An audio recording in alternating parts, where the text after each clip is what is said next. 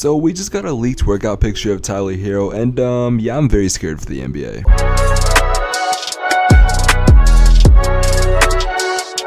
Of course, before I get into the content, guys, could leave a like on the video, subscribe to the channel if you're new, turn on post notifications. I am trying to hit 10,000 subscribers on this channel by the end of the year, and your subscription would be greatly appreciated. Let's get into the video. Tyler Herro has been a really interesting situation in the NBA. People call him a bubble fraud just because he played really well in the bubble as a rookie, and after that, a lot of people are saying that he didn't really have that good of a second season, that he choked in the NBA playoffs. But I would like to beg to differ, as the fact that if we look at these stats right now, Tyler Herro only improved. He got a better field goal percentage, he got a better 3-point percentage, he overall scores a lot more points. Overall, he was a lot more efficient and did a lot better than last season, and it's not by a whole lot, but it's still improvement to that point. And I feel like that Tyler Herro isn't getting the credit he deserves. It's just, oh, we see him play bad in the playoffs and automatically this kid is terrible. But in reality, we've seen Tyler Herro, he's a cold player. But I would also like to bring up the fact that Tyler Herro is being guarded by Jrue Holiday, and whether you think Jrue Holiday is a good defender or not, let's just keep in mind that Devin Booker, who ironically Tyler Herro looks up to, struggled versus Jrue Holiday in the NBA final. Obviously, Devin Booker is way better than Tyler Herro by an easy long shot. So if Devin Booker is struggling, I don't think we should say, oh, Tyler Herro is bad just because of the guy who he's being guarded by. So keep in mind that they lost guys like Goran Dragic and Kendrick Nunn, so he's gonna have a better role during this season. On the left, that is Tyler Herro during this past season, and on the right is him in an Instagram photo that we have of basically him doing a workout in Miami, and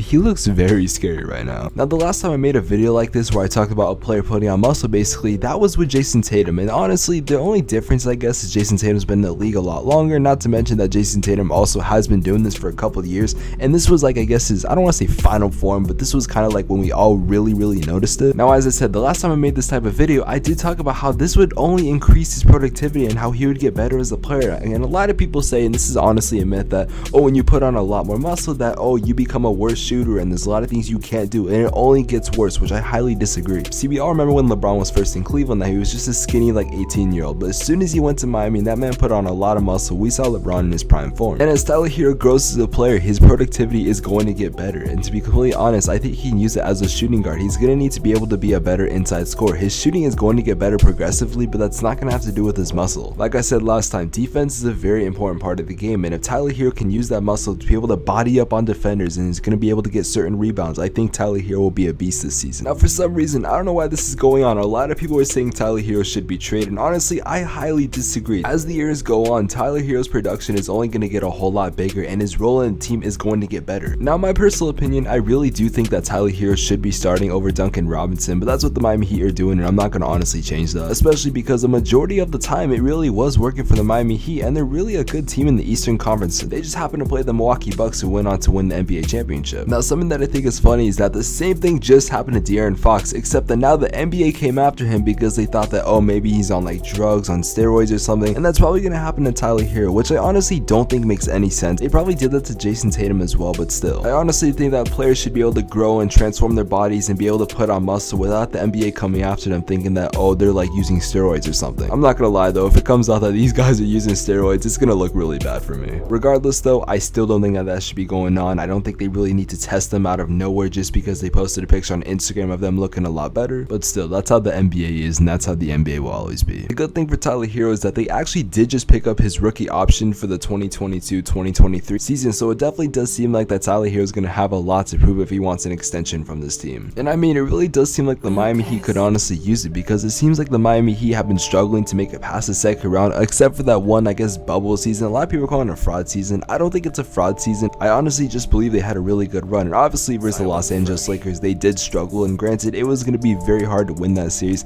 especially because of that Kobe died and the Lakers were doing for Kobe, and that, you know, it was like kind of set up that the Lakers were going to win the finals. Regardless, for the Miami Heat, Tyler Herro is going to have to step up the way he did play. Yes, the NBA playoffs he did struggle, but like I showed earlier with the stats, he did improve his sophomore season, and next year he is set up to have a better season. With the loss of Kendrick Nunn and Goran Dragic, I could really see him averaging about 19 points per game and having an efficient shooting season. Now, my video grading NBA teams off season, I did say that the Miami Heat, I believe, had an A or A+ off season. That's what, because they did. They got Victor Oladipo for really cheap. They got Kyle Lowry, who's still at least somewhat in his form, and they also picked up PJ Tucker, who is literally fresh off an NBA championship. Not to mention they re-signed Duncan Robinson for a really good deal. The point is that this team improved in every single way possible, and Tyler Herro is definitely going to be able to help this team during the season. Now with that being said, if you guys enjoyed this video, make sure you leave a like on the video, subscribe to the channel if you're new, turn on post notifications. This was a very quick video. I mean, there wasn't really a whole lot to talk about during these past couple days.